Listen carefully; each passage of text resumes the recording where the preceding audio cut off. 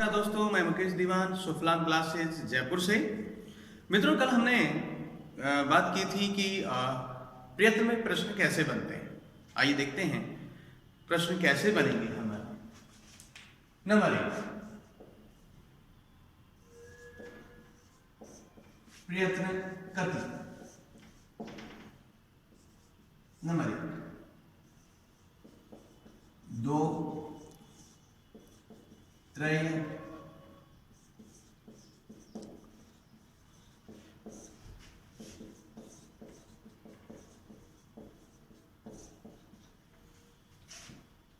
देखिए प्रश्न कैसे बना है। यत्न कति। एग्जामिनर जब भी प्रश्न पूछता है वो प्रयत्न नहीं पूछता, यत्न पूछता है। यत्न कति। अब यत्न में हम वहां थोड़े से घबरा गए हैं कि यत्न वो सारे मिला करके आभ्यंतर बाह्य पूछ रहा है या फिर आभ्यंतर ही पूछ रहा है या फिर कुछ और पूछ रहा है। याद रखिएगा, वो केवल प्रयत्न आपको यत्न पूछ रहा है और यत्न के भेद दो किए हैं, एक आभ्यंतर और एक बाह्य। तो आंसर इस पे। अब आया दूसरा,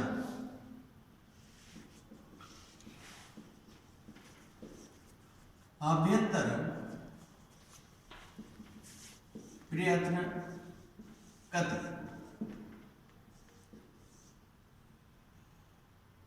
षोडश,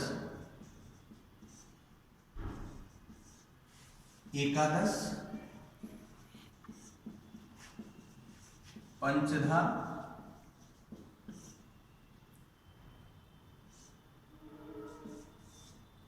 या दो। प्रश्न अब देखो ढंग से क्या पूछा है। आभ्यंतर प्रयत्न कति। आभ्यंतर प्रयत्न 5। प्रश्न है तीसरा, हम बात करें बाह्य प्रयत्न की। बाह्य प्रयत्न कितने। एकादश, पंचधा, षोडश या फिर 2। पूछा क्या है, बाह्य प्रयत्न। बाह्य प्रयत्न कितने, एकादश। अब घुमाएगा। यहां तक तो था बहुत सरल इसलिए था कि हमें पता था यत्न 2 हैं, आभ्यंतर प्रयत्न 5 हैं, बाह्य प्रयत्न 11 है।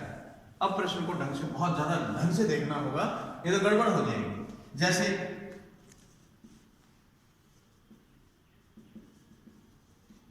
ईषद स्पष्ट वर्णा संति। अब यहां देखिएगा, हम डर नहीं सकते हर चीज को,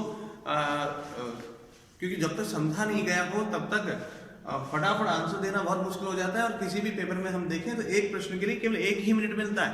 प्रश्न भी पढ़ना है, गोला भी भरना है, सब कुछ देखो। ईषद स्पष्ट रिकॉल कीजिएगा दिमाग में। आभ्यंतर प्रयत्न में ईषद स्पष्ट सेकंड नंबर पे था, पहले नंबर पे स्पष्ट था, और स्पष्ट था तो उसके अंदर कैसे लेकर के मैं तक के बने थे। और ईषद स्पष्ट में कौन से थे जरा सा देखेंगे हम। यहां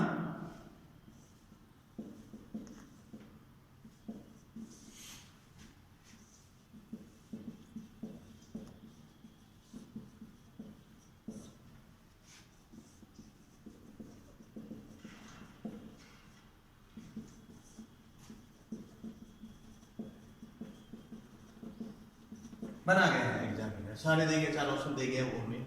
तो क्या साहब स्पष्ट में कौन से थे, कैसे लेके मैं तक, तो ये तो नहीं होगा क्योंकि ये तो ईषद स्पष्ट पूछ रहा है। ईषद स्पष्ट में कौन सा होगा, यण कहा था, तो यण में य व र ल आते हैं। इसी प्रकार एग्जामिनर छोटे छोटे प्रश्न हमसे पूछता रहा। आइए आगे देखते हैं। इसी को घुमा रहा है, इसी प्रश्न को यण। अब वो देखो यहां क्या पूछ रहा है, यहां पूछ रहा है यण आभ्यंतर प्रयत्न कर। अब प्रश्न जो पूछ रहा है उस पर ध्यान देना होगा, क्योंकि सभी चीजें हमें एक जैसी नजर आती हैं। वहां हमने आंखें खोल करके नहीं देखा तो गड़बड़ हो जाएगी बहुत बड़ी।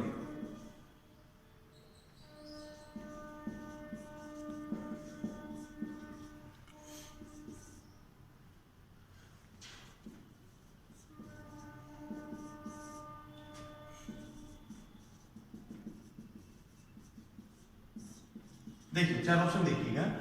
प्रश्न पूछा गया है यण आभ्यंतर प्रयत्न है। यण का आभ्यंतर प्रयत्न, आभ्यंतर पूछ रहा है, बाह्य नहीं पूछ रहा है। 1 2 3 ये तीनों ही बाह्य हैं, वो पूछ क्या रहा है? आभ्यंतर। और आभ्यंतर कौन सा था? ध्यान रखना होगा, यदि हमने ध्यान रखा तो हमारा वहां पेपर में प्रश्न सही जाएगा। इसी प्रकार हम प्रश्न देखें। यण बाह्य प्रयत्न के, अभी हमने देखा था आभ्यंतर प्रयत्न, अब बाह्य दे रहा है और एग्जामिनर वही मजे दे रहा है, कह रहा है अल्पप्राण है इसमें कि महाप्राण है। 4 ऑप्शन बना के गया है, इसमें ईसद स्पष्ट है या फिर विपरीत। 4 ऑप्शन देखिए, हम ढंग से देखना होगा कि यण का बाह्य प्रयत्न पूछा है ना कि आभ्यंतर। पहले प्रश्न था हमारे पास यण का आभ्यंतर और अब पूछ रहा है वो बाह्य। तो बाह्य में यण कहां था? अल्पप्राण,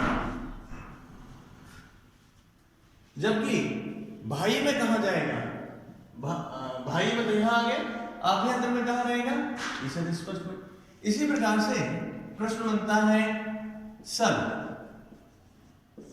सल का मतलब से है, ये आभ्यंतर प्रयत्न में कहा रहेगा?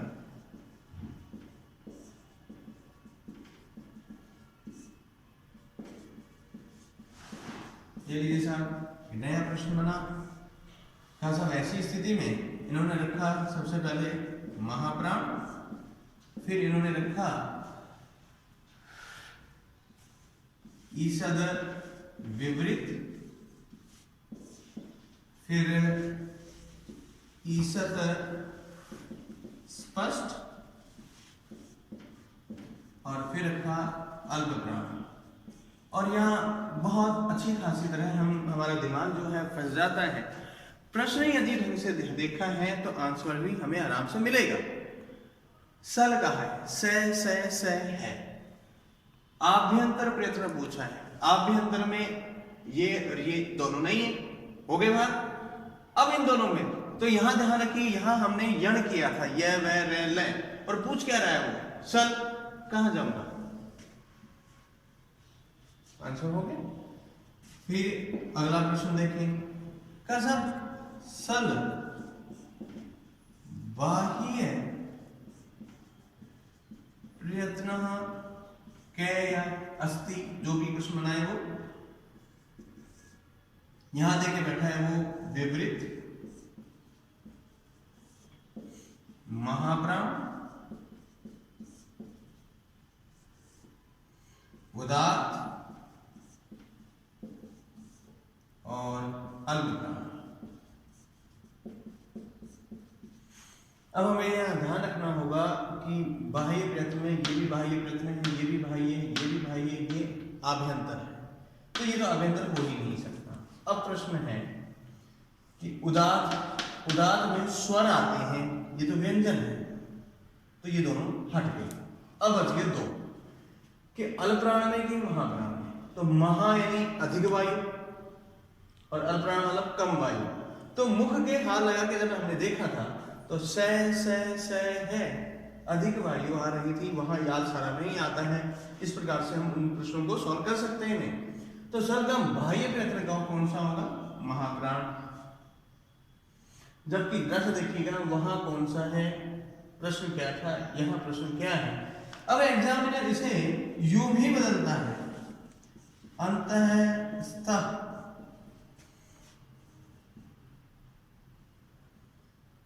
वर्ण उचित क्रमांक है। अस्ति या है, जो भी वो पूछ रहा है, यहाँ कुछ वो विशेष दिखा रहा है, जरा सा ध्यान रखिएगा।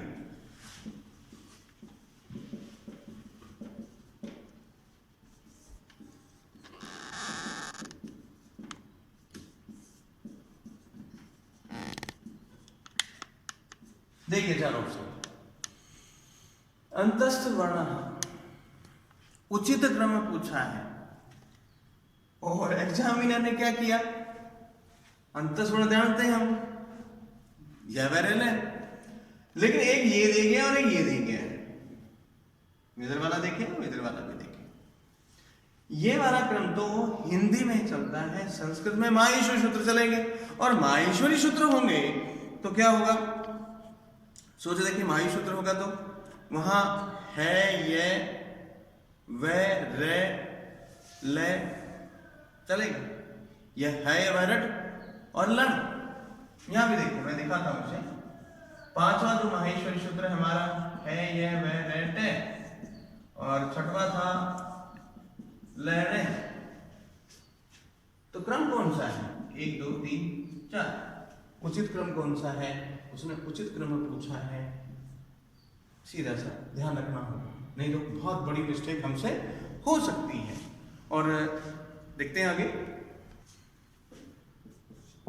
10वें पे, परीक्षक ने हमसे से है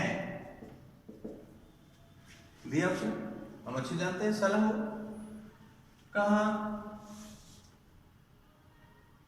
वर्णा संति, ये वर्ण है, कैसे वर्ण है, नंबर 1 स्पर्शः, अंतःस्थः,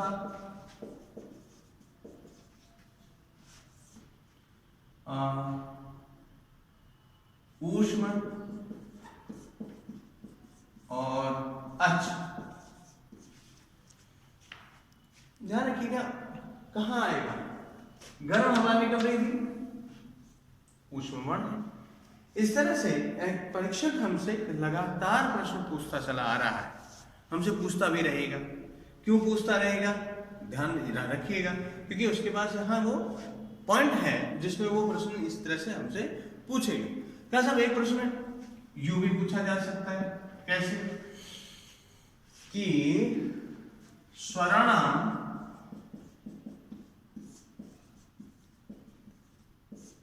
प्रयत्न कति,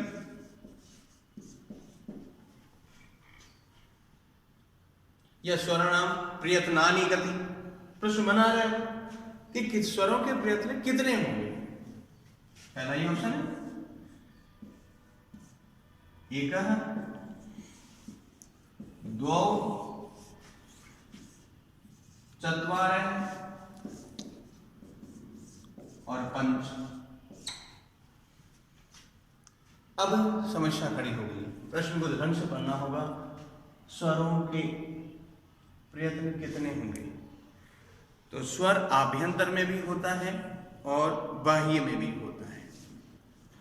ऐसी स्थिति में आभ्यंतर में विपरीत सारे के सारे आएंगे, विपरीत में आभ्यंतर में सारे स्वर आएंगे क्योंकि अच है, और बाह्य में हम बात करें तो कौन कौन से आएंगे, उदात, अनुदात, स्वरित। तो 3 तो वहां पर 1 आभ्यंतर में, तो 4 अनुस्वर। फिर कहा व्यंजनानि कति प्रयत्नानि, बीच में देखे प्रश्न, वो लास्ट में लिख सकता है व्यंजनानि कति प्रयत्नानि कति, और यहां पर प्रयत्न लिखना है। चलिए देखते हैं, प्रयत्नानि कहा सब ऐसी स्थिति में प्रश्न आया, नंबर 1 एकम,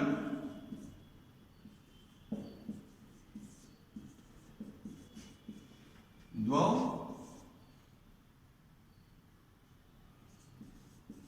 त्रीणि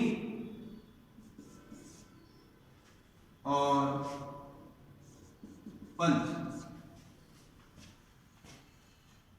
अब यहाँ पर प्रश्न है कि व्यंजनों के कितने हम क्या बताएं प्रयत्न। तो व्यंजनों के जरा सा क्लियर कर ले हम। किसी भी वर्ण का या किसी भी व्यंजन का आभ्यंतर में एक ही होता है। कैसे? कै का कौन सा होगा? स्पष्ट। यवरले का कौन सा होगा? ईषद स्पष्ट। से का क्या होगा? ईषद विपरीत। तो यानी कि किसी भी का एक ही होगा, किसमें? आभ्यंतर में। अब चलते हैं बाह्य में। किसी भी व्यंजन का बाह्य में कितने होंगे? कैसा?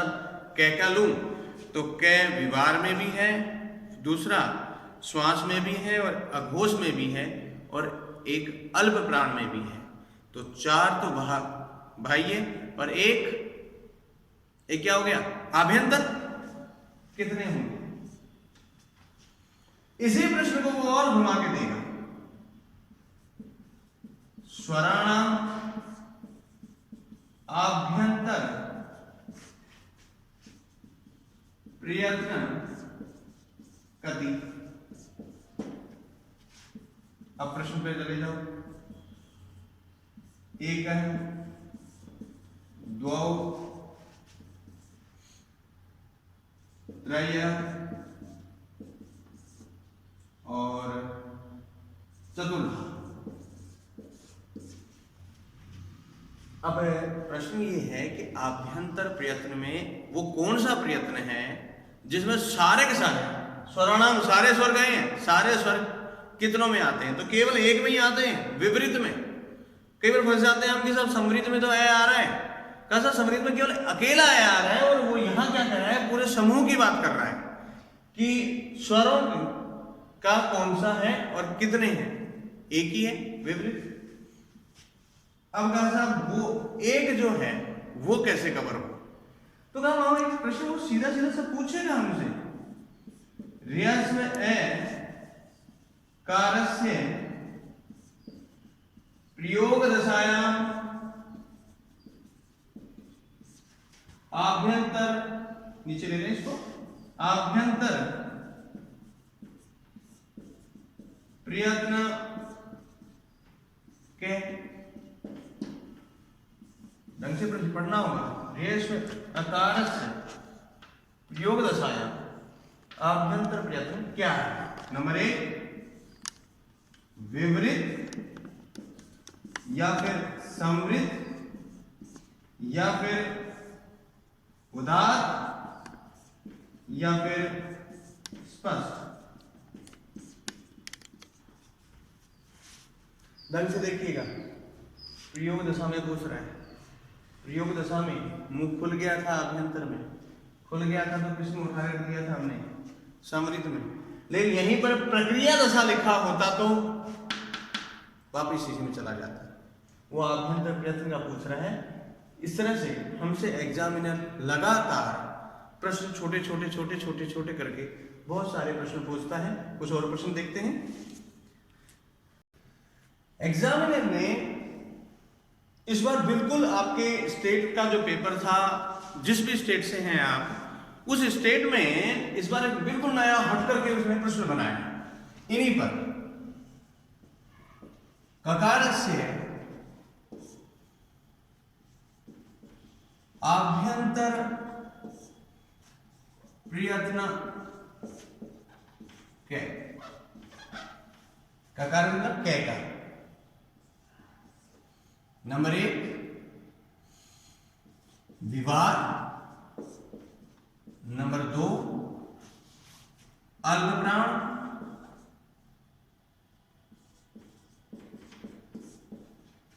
नंबर 3 स्पष्ट और नंबर 4 उदार। प्रश्न को यदि आप नहीं समझेंगे तो आंसर भी देना बहुत मुश्किल हो जाएगा। वो पूछ रहे कै का आभ्यंतर प्रयत्न बताया जाए और कै का। तो मित्रों 1 2 3 ये तीनों तो बाह्य में है, तो आंसर कौन सा होगा? ये दोनों भी बाह्य में होंगे। तो यहां साफ क्लियर है। लेकिन इसी प्रश्न को एग्जामिनर ने फिर घुमाया, किसी भी व्यंजन को इस तरह से घुमाया और कहा बाह्य प्रयत्न। चलिए अब वो एग्जामिनर दे रहा है व्यवहार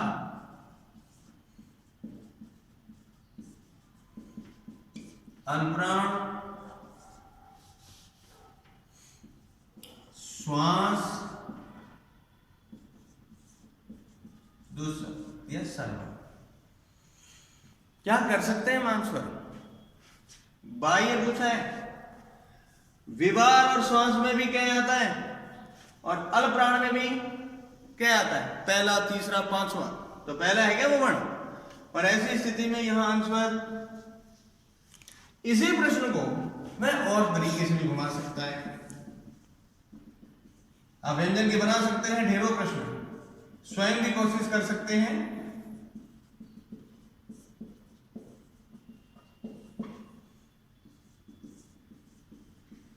विवार श्वास अघोष और डी बना दिया उसने सर्व। आंसर क्यों? क्योंकि ये तीनों ही होते हैं, तीनों के अंतर्गत आता है। इसी प्रश्न को एग्जामिनर और ढंग से फिर पूछ सकता है बाह्य में।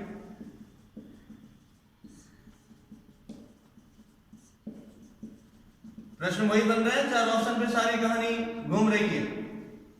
नंबर 1 विवृत पृष्ठ अल्पप्राण महाप्राण।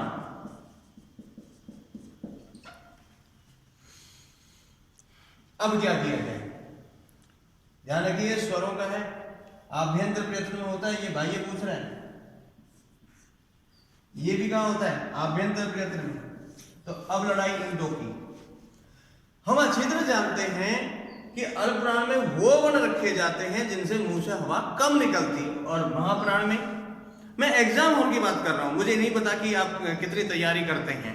मैं एग्जाम हॉल में उस समय मेरे पर प्रेशर है दिमाग पर, मैं कैसे इसे ध्यान में रखूं और कैसे क्लियर करूं।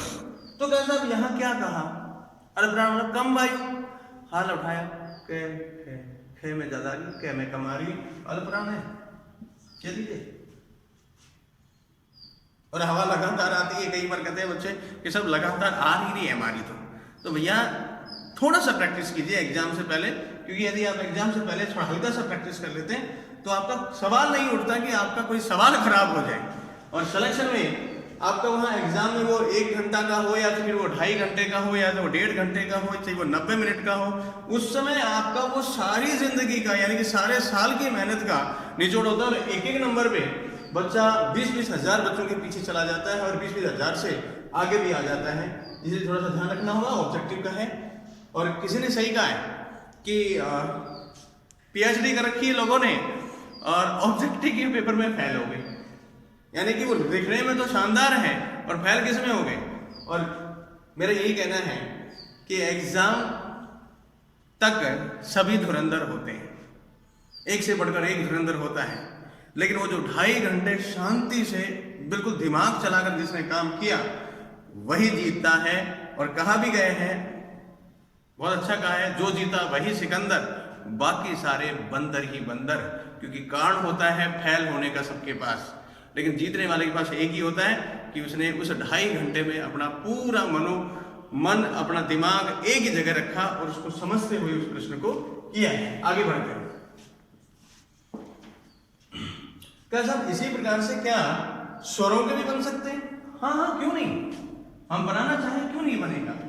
देखते हैं हम स्वर का ई का देखते हैं। इकारस्य आभ्यंतर प्रयत्न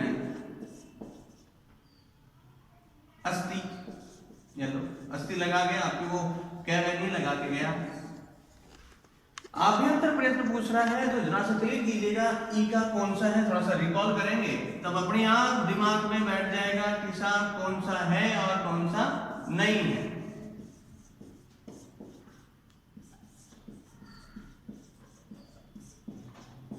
क्योंकि वह तो उदात्त अनुदात स्वरित में से भी एक रखेगा, और हमें ध्यान रखना है कि उदात्त अनुदात स्वरित ये बाह्य प्रयत्न में होते हैं, आभ्यंतर में नहीं होते हैं। अब कहा साहब ई कहां लाऊं? अब स्वरों के हमारे पास दो हैं, इसमें तो केवल वह स्वर ए आता है, वो भी प्रयोग दशा में, तो सारे स्वर कहां आएंगे? इसी का ही हम उठा के लेके चलते हैं बाह्य। इकार से बाह्य प्रयत्न कति लो। आपके ये प्रश्न पूछ लिया है उसने कि कितने हैं इसके, तो कहा एक, द्वौ, त्रय, चत्वार। टफ हो गया थोड़ा सा, कोई बात नहीं। प्रयत्न कति पूछा है, कितने प्रयत्न होंगे इसके? तो मित्र थोड़ा सा ध्यान रखिएगा, उदात्त, अनुदात और स्वरित ये बाह्य प्रयत्न में स्वरों के आते हैं, और ई क्या है? स्वर, तो उदात्त, अनुदात, स्वरित। एग्जाम में किसी भी तरह से पूछ सकता है, वो आपसे सामान्य से हर पेपर में, किसी भी स्टेट का पेपर देख लो, 80-20, 80% वो सामान्य देता है, 20% में थोड़ा सा वो घुमाता है। अब वो जब घुमाएगा 80% सभी के तैयार है, 20 में वो तैयारी करता है, लेकिन वो ध्यान अधिकांश फोकस किस पे कर देता है? 20 पे, और गलतियां किस में होती हैं? जो आता है गलतियां उसी में होती हैं। यह आपको मैं कहूंगा कि जब से आप 6वीं 10वीं क्लास में आए थे तब से ये पढ़ते आ रहे हैं, छोटे छोटे रूप में आप ये पढ़ते आ रहे हैं, और जो काफी सालों से पढ़ रहे हैं उसमें डिस्टर्ब हो रहे हैं, थोड़ा सा ध्यान दें। और आगे देखते हैं मित्रों, हमने स्टार्टिंग में बहुत कुछ चीज हम समझा है कि पाणिनि शिक्षा, पाणिनि का माता पिता देखा हमने, फिर हमने देखा कि पाणिनि जी ने क्या क्या लिखा। अब जरा सा हम बात करें कि पाणिनि जी ने अध्याय 8 लिखे थे, किस ग्रंथ में? अष्टाध्यायी में। ये 8 अध्याय लिखे थे, इसमें परीक्षक इस पे बहुत सारे प्रश्न पूछता है। मैं संज्ञा ही प्रकरण में हूं, क्योंकि अभी मुझे इनके 8 का नाम बताकर जब संज्ञा प्रकरण आए, क्योंकि अभी तक हम पढ़े थे वो भी संज्ञा ही प्रकरण के भाग था, लेकिन अब सूत्र चलेंगे कि किसने संज्ञा करी, किसने श्रवण किया। तो पहले तुम्हें समझना होगा कि वो है कहां स्टार्टिंग। कहा साहब अष्टाध्यायी ग्रंथ में अध्याय संख्या 8। पहले अध्याय का नाम हमने देखा था संज्ञा एवं परिभाषा प्रकरण।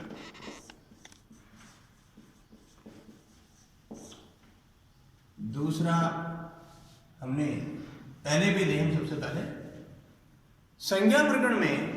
अब प्रश्न है संज्ञा क्या होता है, संज्ञा क्या होती है या क्या होता है, दोनों ही देखें कि संज्ञा किसी का नाम होता है, किसी को बोध करवाया जाता है, किसी के नाम का, स्थान का हम हिंदी में बहुत अच्छी तरह जानते हैं। तो ऐसी स्थिति में पाणिनि ने एक विशेष व्यवस्था रखी, पाणिनि जी ने, कि हमारा एक शरीर है। अब प्रश्न है कि इस शरीर का एक नाम रखा गया, सब शरीर का नाम रखा गया, तो शरीर के किस अंग का नाम है वो? हाथ का है, पैर का है, मुंह का, किसका नाम है वो? साहब ना तो हाथ का है ना पैर का है, पूरे शरीर का ही है। तो पूरे शरीर में ये छोटा मुकेश दीवान, ये बड़ा मुकेश दीवान, ऐसा तो नहीं हो सकता ना।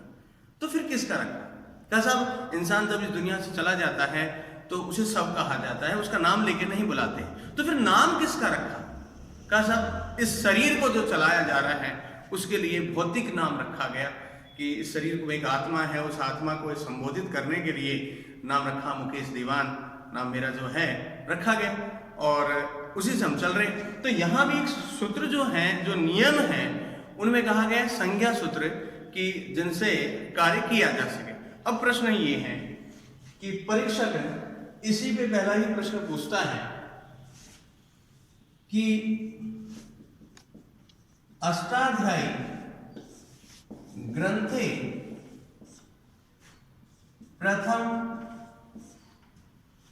सूत्रम अस्ति या आद्य सूत्रम अस्ति। हमारा होता है ऑप्शन नंबर 1 हलंत्यम, दूसरा वो है उपदेशे अनुनासिक,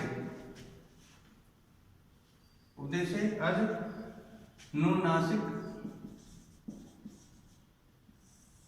इत, तीसरा है वृद्धि रादैच, और चौथा रखा आपका अदीम गुण। मित्रों, ये चारों के चारों सूत्र संज्ञा के सूत्र हैं। वो पूछ रहा है कुछ, कहता है प्रथम सूत्र बताओ। और मित्रों, प्रथम सूत्र वृद्धि रादैच क्यों है? क्योंकि ऐसा कुछ लगा हुआ है सूत्र के पहले का सब ये क्या है, ये क्या है, ये क्या है और ये क्या है। पाणिनि जी ने अष्टाध्यायी में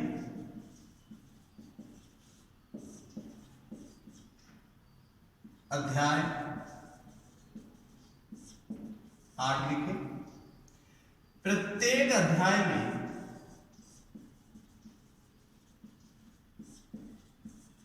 चरण यानी कि पाद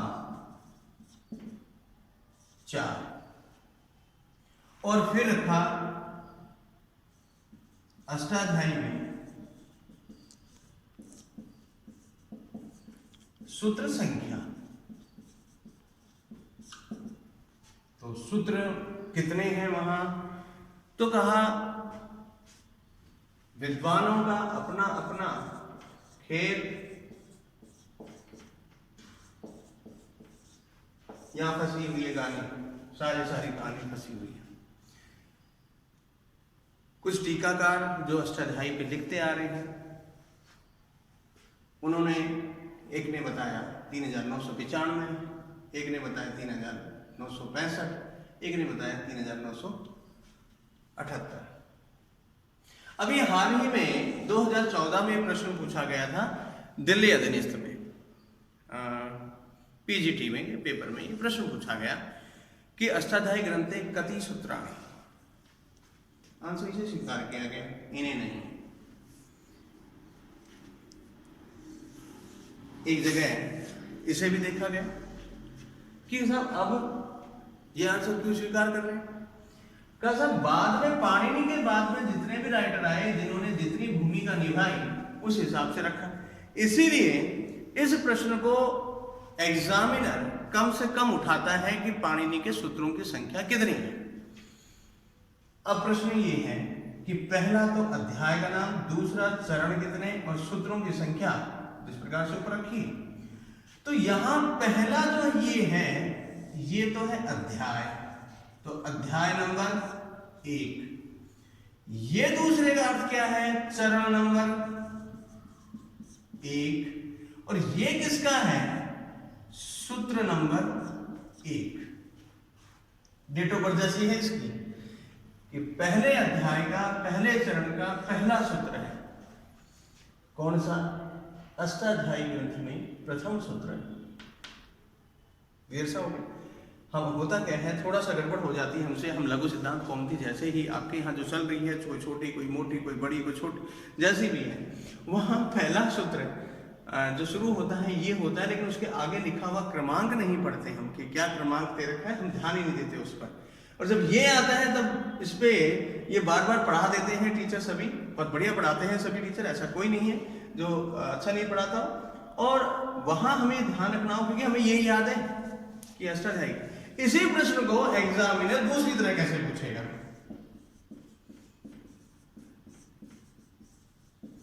प्रकरणे प्रथम सूत्रम अस्ति। फिर वही 4 ऑप्शन,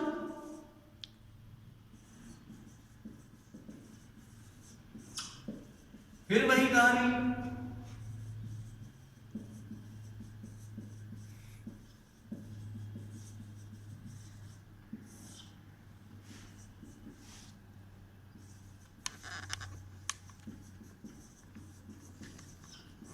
और फिर वही कहानी।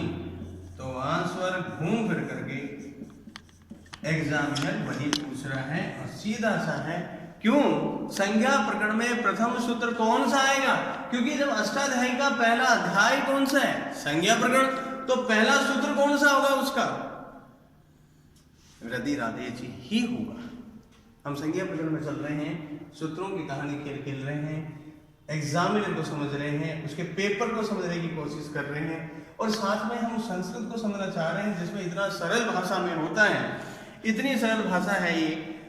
मैं हिंदी इसलिए बोल रहा हूँ क्योंकि अधिकांश से जो बच्चा है वो जनरल एजुकेशन या फिर बोलचाल की भाषा नहीं है। कुछ एरिया में जरूर है संस्कृत बोलना उसमें, लेकिन हर जगह नहीं है। इसीलिए यहाँ मैं लिख रहा हूँ संस्कृत में और आपको हिंदी में समझा रहा हूँ, ताकि जो है आपका ध्यान जो है प्रश्न पे भी जाए और उत्तर पे भी जाए। 2 तरीके से एक ही प्रश्न को बनाया है। पहला सूत्र अष्टाध्यायी का कौन सा है, पहला सूत्र संज्ञा प्रकरण का कौन सा है। हो गया 2 प्रश्न। तीसरा प्रश्न इसी पर देखते हैं। अब प्रश्न ये उठता है कि संज्ञा के लिए जो प्रकरण बनाए इन्होंने, वहाँ कहीं भी देखें, हम रीट में देखें, आरटेट में देखें, फर्स्ट ग्रेड में देखें, सेकंड ग्रेड में, कॉलेज लेक्चरर में, नेट में देखें, या हमारा जेआरएफ वगैरह हम जो करते हैं स्लेट में देखें, तो वहाँ एक प्रश्न विशेष रहता है और पॉइंट डाला जाता है इत संज्ञा।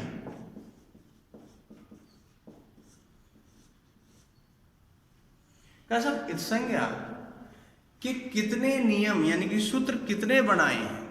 अभी मैं ये भी समझाऊंगा कि पाणिनि ने सूत्र किसको कहा, सूत्र कहा किसको है उन्होंने, क्योंकि जब तक सूत्र समझ में नहीं आएगी सूत्र कहते किसको है।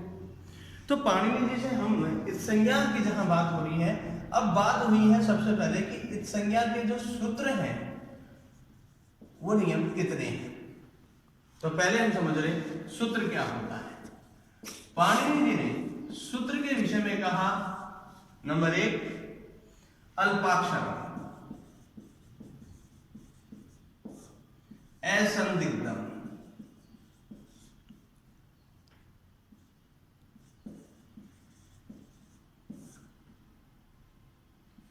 सारवद, विश्वतोमुखम,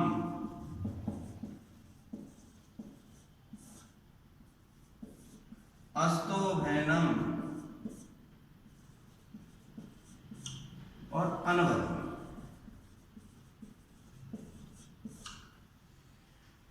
सूत्र किसे कहा?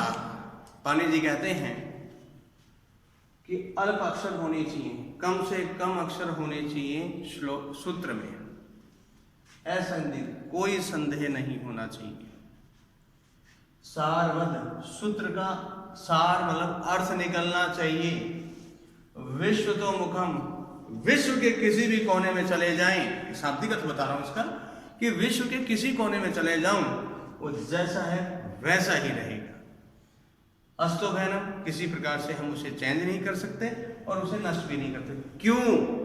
ये लास्ट वाला कहा क्यों नहीं नष्ट कर सकते, तो मैं आपको याद दिला दूं, पाणिनि जी का समय लगभग 500 ईसा पूर्व हुआ था और उससे पहले भी व्याकरण थी, लेकिन इन्होंने जो सूत्र नियम बनाए उसी के आधार पर वर्तमान में विश्व की 97% भाषाओं में संस्कृत समझी जा रही है।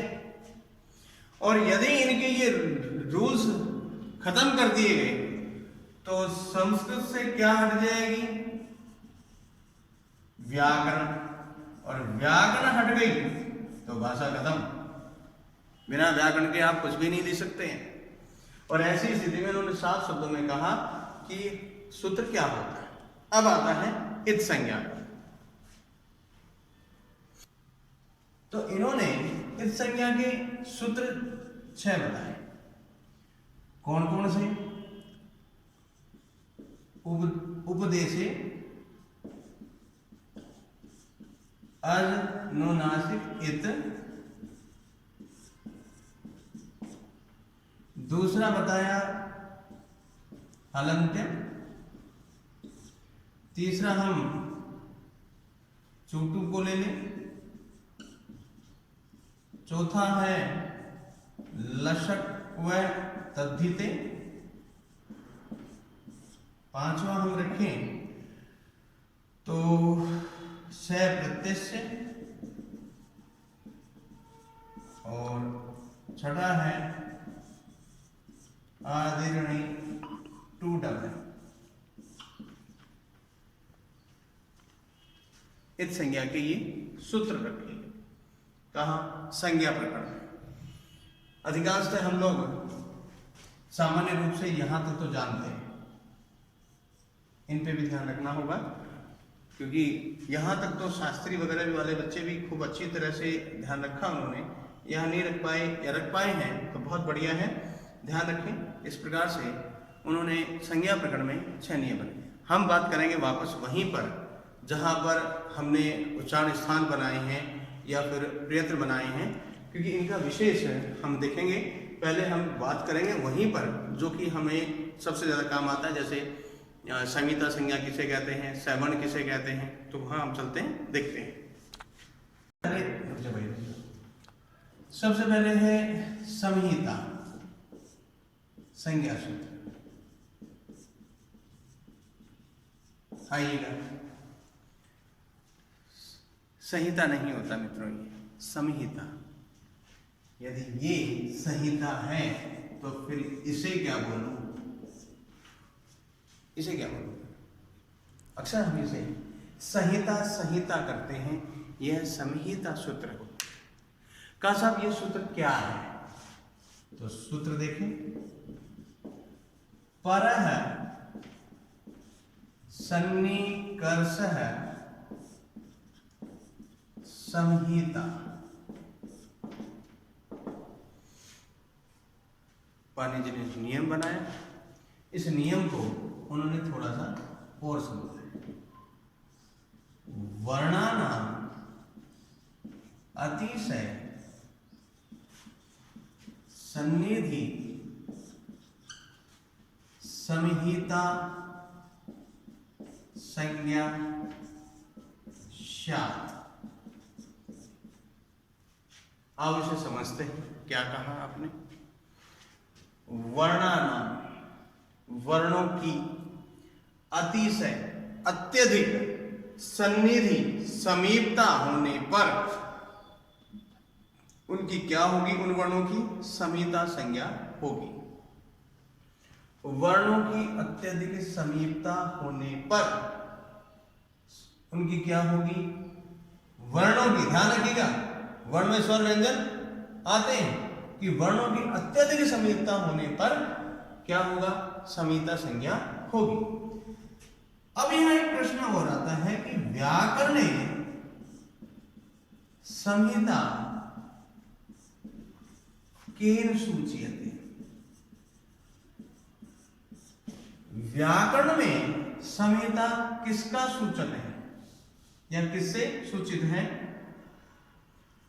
ऑप्शन रखा गया, वेद, पुराण, साहित्य या संधि। यहां पूछ रहा है, कुछ थोड़ा सा ध्यान रखिएगा, व्याकरण में संहिता सूचक किसका है? संधि का है। यही प्रश्न एग्जामिनर बड़े हाई लेवल पर इस तरह से पूछता है, वैदिक साहित्य संहिता केन सूच्यते?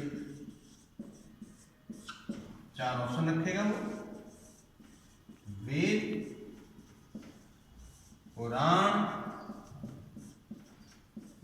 साहित्य या फिर संधि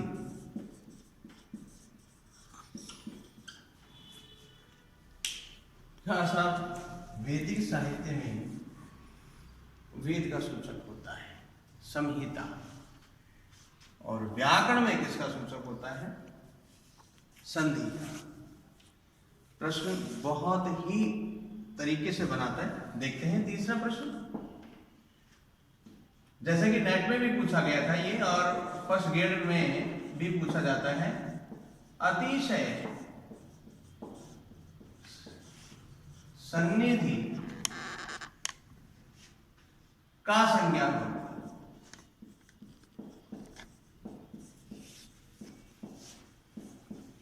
जरा से देखिए ना एग्जाम में क्या किया है प्रश्न को बनाते समय। सवर्णम, संयोग, संहिता, संहिता।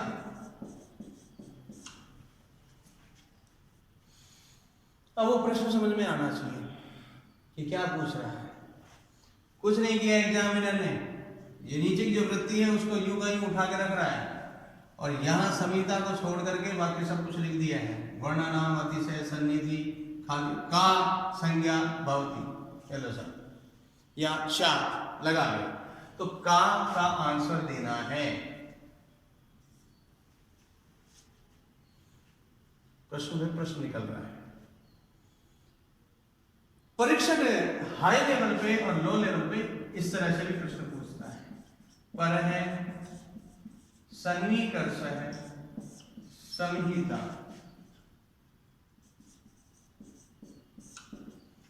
इत्यत्र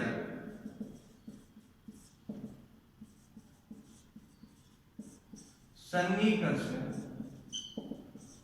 को अभिप्राय।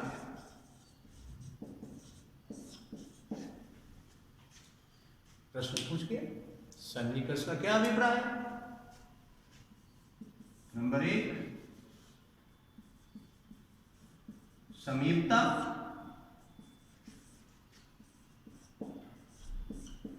वर्णानाम समीपता,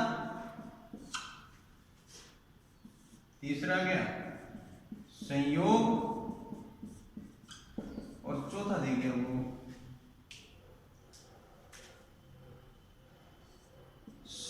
स्वराणाम समीपता।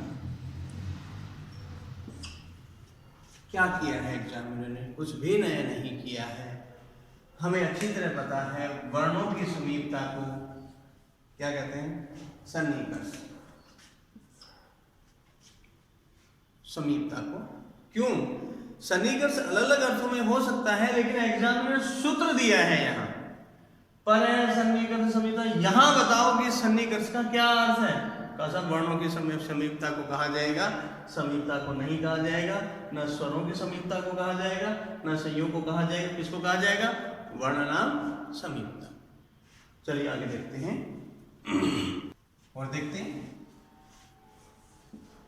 कथ्यते कहा, अब उसका नंबर है, सीधा पूछेगा। स्वराणाम समीपता, शब्दानां समीपता,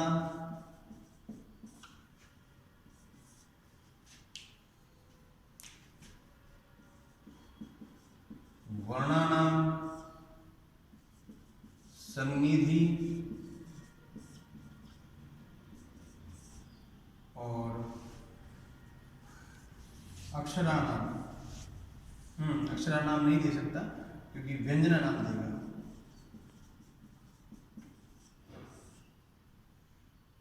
समीपता कुछ नए दे गए हैं, बिल्कुल ही कह रहे साहब समीपता किसे कहते हैं? वर्ण स्वरों की समीपता को, शब्दों की समीपता को, या व्यंजन समीपता को? तो फिर किसको कहते हैं? वर्णाम सन्निधि। सन्निधि किसे कहा? समीपता को। यहाँ दे रखते हैं, ध्यान रख मिस्टेक हुई, बहुत बड़ी मिस्टेक हो जाएगी। अब चलते हैं हम और हाई लेवल पे कि वो हमसे और कैसे पूछ सकता है। इसी प्रश्न को एग्जामिनर दे गया है यहां पर मधुबरी, हम दूसरा पेन ले लेते हैं, मधुबरी। अब यहां कह रहे हैं इत्यत्र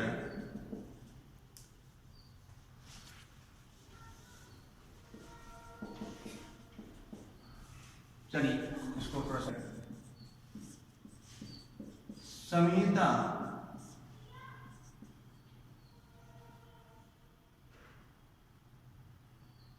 वर्ण, ये लो सर दे गया।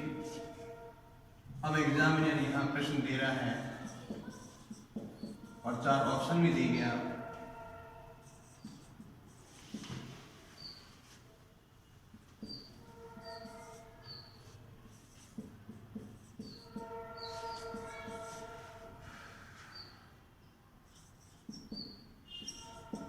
ये लीजिएगा 4 ऑप्शन दे गए हैं, कुछ पूछ रहा है, हमने ध्यान नहीं दिया क्या पूछ रहा है। संहिता, वे वर्ण जिनकी 2 वर्ण या वर्णों की समीपता। वर्णों की समीपता का मतलब वो कौन से 2 वर्ण थे जो समीप आए, जो समीप आए। तो जरा सा देखिएगा इसको, मधु प्लस अरि बनाते हैं,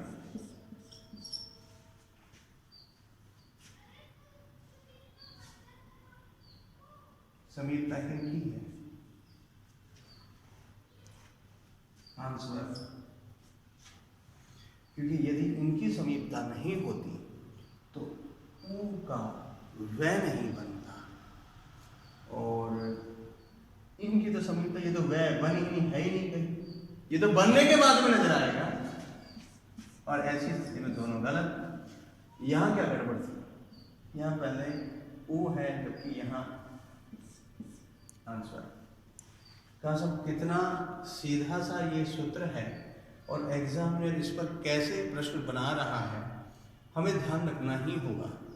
यदि हम ध्यान नहीं रख पाए इस तरह तो एग्जामिनर हर बार हमारे पेपर चेंज कर रहा है, पेपर का पैटर्न चेंज कर रहा है, प्रश्न को बनाने का तरीका चेंज कर रहा है। और ये परिवर्तन है तो हमें भी परिवर्तन के साथ घूमना ही होगा।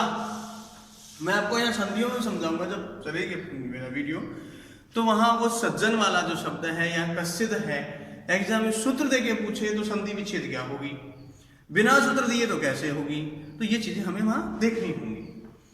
और इस प्रकार से उसने प्रश्न पूछ लिया है। कहा साहब ऐसी तरह इस पर बहुत सारे प्रश्न बनते हैं, लेकिन उनमें से खास रूप से इन प्रश्नों पर हमारा फोकस है। एग्जाम का फोकस है, किसी भी शब्द को ले लो, मैं यहां ले लूं यदि शुद्धोपास्य, कहा साहब यहां पर संहिता क्या है,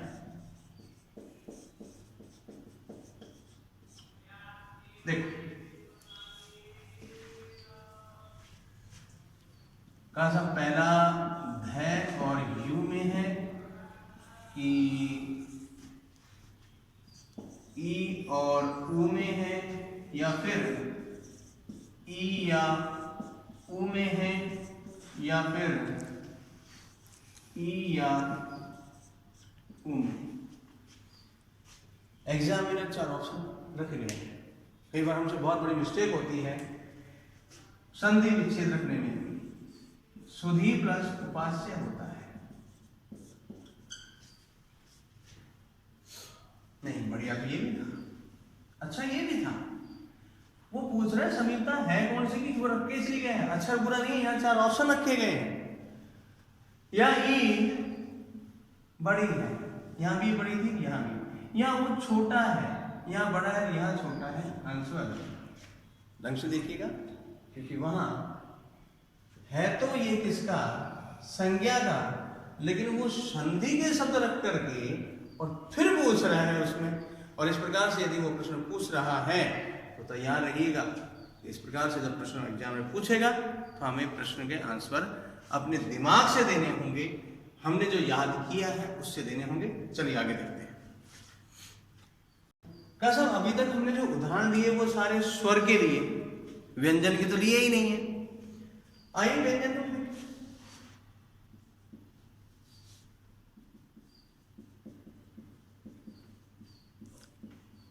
जगन्नाथ इत्यत्र समिता वर्णो। चलिए नंबर 1 न और न, त और न,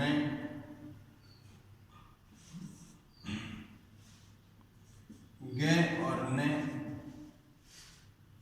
और बी बना ले हम न और आ। अब समिता हो रही है। हमने कहा संधि, तो संधि किस में होती है? समिता संज्ञा होगी पहले, वर्णों की समीपता। हमने यहां जब इसका उदाहरण को हम देखते हैं तो तय और न दोनों का उच्चारण स्थान एक ही है। क्लियर कीजिए दिमाग में, दोनों का उच्चारण स्थान एक ही है। जिस संधि में हम इसे लेके जा रहे हैं उस संधि में यह कहा गया कि तय के स्थान पर क्या होगा? न होगा।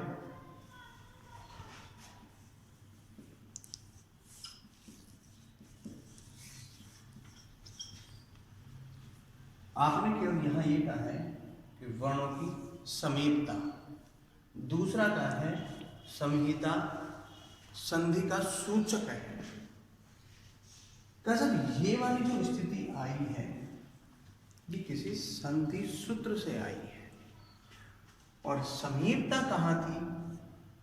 तय और न में। आंसर और वहां फंसे हुए हैं, ये इधर चलो कि इधर चलो। उस संहिता पूछ रहा है, विशेष रूप से किसी नियम का फॉलो नहीं पूछ रहा है। बताते हैं आंसर आपका सही हो जाएगा। कैसा? इसी प्रकार से सूत्र और भी है। जैसे कि हम बात करें सूत्र की कि संहिता के बाद में वो कौन सा और सूत्र है जिसमें हम कह सकते हैं, बता सकते हैं, पढ़ सकते हैं। कैसा? हमारे पास आता है एक हमेशा संयोग का या सैवर्ण का। आइएगा, सूत्र है हलो अन अंतरा संयोग।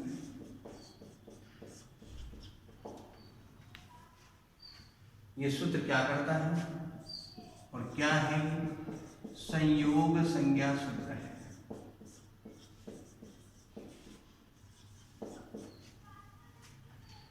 ये सूत्र क्या करता है? इसे और खोले तो आता है अच व्यवहिते हल मध्य संयोग संज्ञा शास्त्र।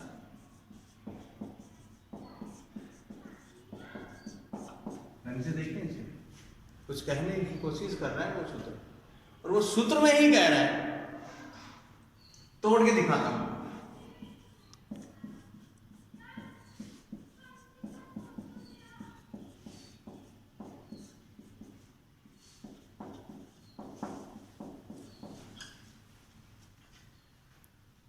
हल का मतलब भी व्यंजन, और व्यंजन भी कैसे?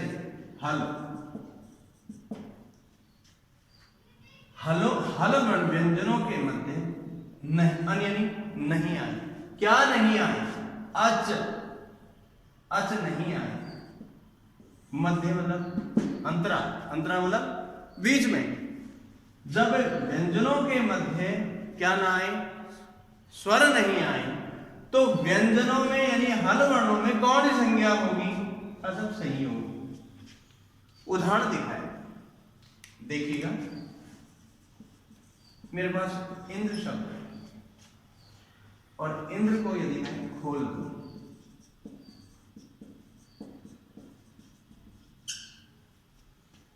खोला, इस र के बाद तो ए है, लेकिन इसके मध्य न के बाद और द के बाद कोई स्वर है। तो कहा साहब आपने इन तीनों में क्या करने जा रहे हैं? जब व्यंजनों के मध्य, हल वर्णों के मध्य क्या ना हो, स्वर नहीं हो, तो उन्हें कैसे मिलाएंगे हम? कहा साहब उन्हें हम संयोग कहेंगे। और इनके बीच में क्या कौन संज्ञा हुई? संयोग। जब इसे मैंने मिलाया तो द के नीचे रे पूरा था, क्योंकि इसमें मिलेगा, आ गया इसमें, और न और द दोनों ही आते हैं। और ऐसी स्थिति में यहाँ कौन संज्ञा हो गई? इसी तरह से प्रश्न पूछा था अम्बुद, ये फर्स्ट ईयर में पूछा गया इस तरह से कि अम्बुद में कौन संज्ञा है? संयोग संज्ञा। ठीक है, थोड़ा ध्यान दें इस पर। दोस्तों आज हम जो है संज्ञा प्रकरण में आए और विशेष रूप से संज्ञा प्रकरण में हम सूत्रों में आए। अभी तक पढ़ रहे थे वो संज्ञा ही प्रकरण था जिसमें उच्चारण स्थान प्रयत्न वगैरह था, लेकिन अब ये नियमों में बंधेंगे। नियमों में बंधेंगे तो प्रत्याहार भी बनेंगे और वो सूत्र भी होंगे जिनकी सूत्रों की सहायता से हम आगे का सब कुछ कर सकते हैं। क्योंकि आपने याद कर लिए हैं, महाई सूत्र भी याद कर लिए हैं, आपने प्रयत्न भी याद कर लिए हैं, उच्चारण स्थान भी याद कर लिए हैं, लेकिन अब संज्ञा प्रकरण में तब तक हम कुछ नहीं कर सकते जब तक कि हमारे पास कुछ नियम ना हो। यदि नियम नहीं हुआ तो गड़बड़ हो जाएगी, क्योंकि हिंदी हमारी जैसी हमारी राष्ट्रभाषा है उसमें हम ये करते हैं कि तय और तय दे के बाद में यदि च आ जाए तो तय दे के स्थान पर च हो जाता है, जबकि यहाँ ऐसा नहीं है। यहाँ पर तय के स्थान पे ही च होगा, द के स्थान पे च होगा तो कब होगा? प्रश्न है, सूत्र है। तो हम संज्ञा प्रकरण में हम चलें।